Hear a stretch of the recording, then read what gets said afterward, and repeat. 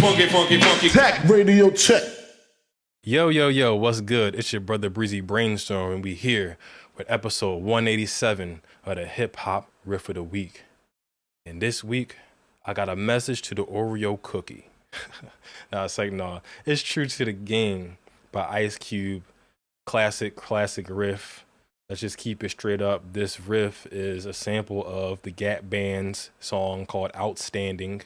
And this riff is actually just a half step lower than the original song. So if you ever need any reference to know what's going on, you can listen to that song. It's just a sample pitch down. So we're going to get into this riff. It's in the key of G minor. And of course, before we get into it, I'm going to play the whole thing. And in the meantime, you can check out the things in the description, all the goodies, this, that, and the third. So let's get to it. It's in G minor. Make sure you play this one slow. I'll explain why.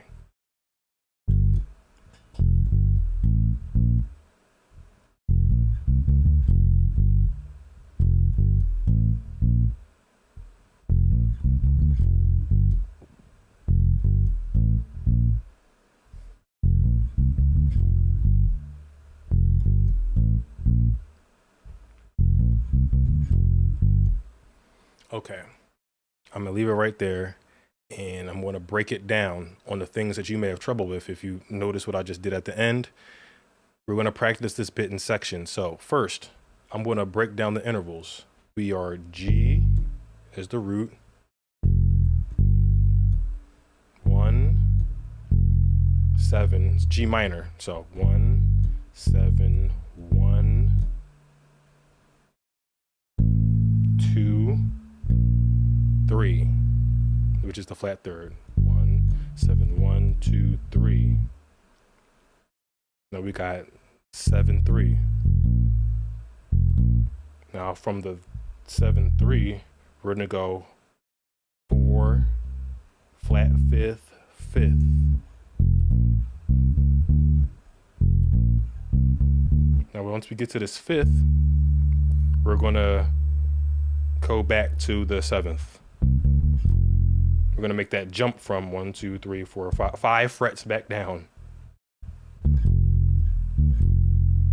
Back home to G. Those are the intervals. Now let's get into the nitty gritty.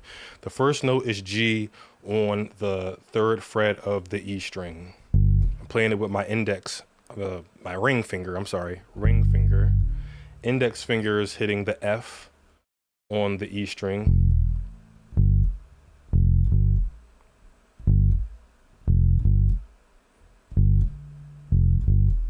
The next note is A. I'm sorry, it's G, F, G, then A, hitting open A. Next step up, B flat. First fret, A string.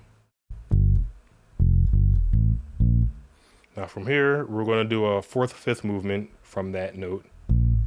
So this is B flat. We're going to go to the F and go back to B flat.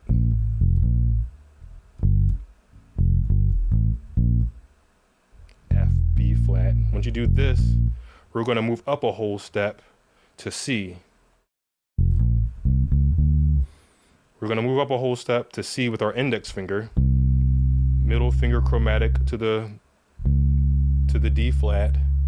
Then ring finger to the D, which is the 5th of G. So 4th, flat, 5th, 5th. And then from here, we're going to hop all the way back down to F. Now, the issue that you may run into is that you see we're jumping from D to F. Isolate that part of the riff and just practice that alone.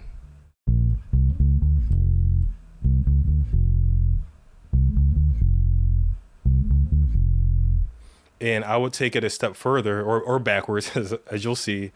I would practice this.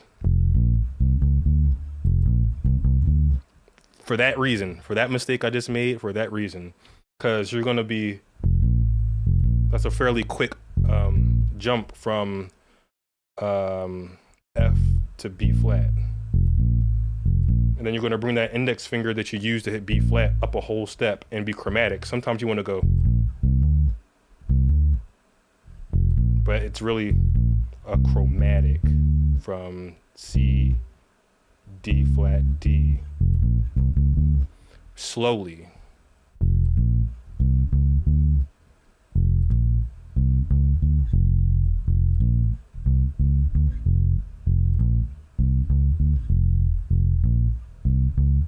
His own beat right there. But I would highly recommend that you take that part of the riff and practice it extremely slow to make sure that it's clear. And when you speed up, it'll be just as clear. Just take your time. Because if you go too fast, you're trying to do what you want to do, but your body's not going to let you. So slowly.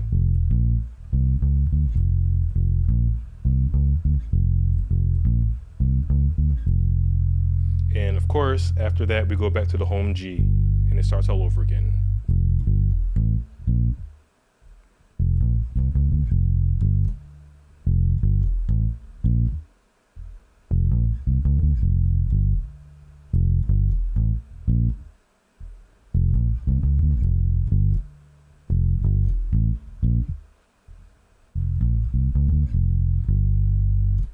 And that's the riff. Remember, this is a riff in G minor. It's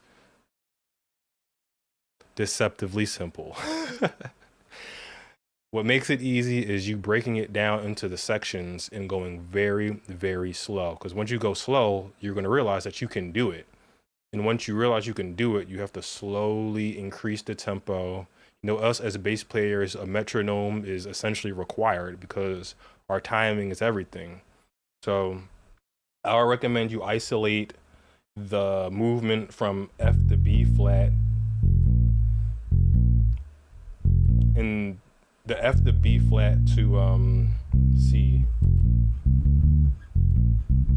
See?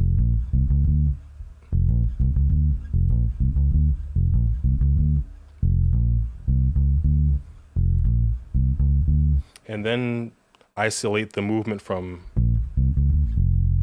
so you can make sure that you're hitting the frets.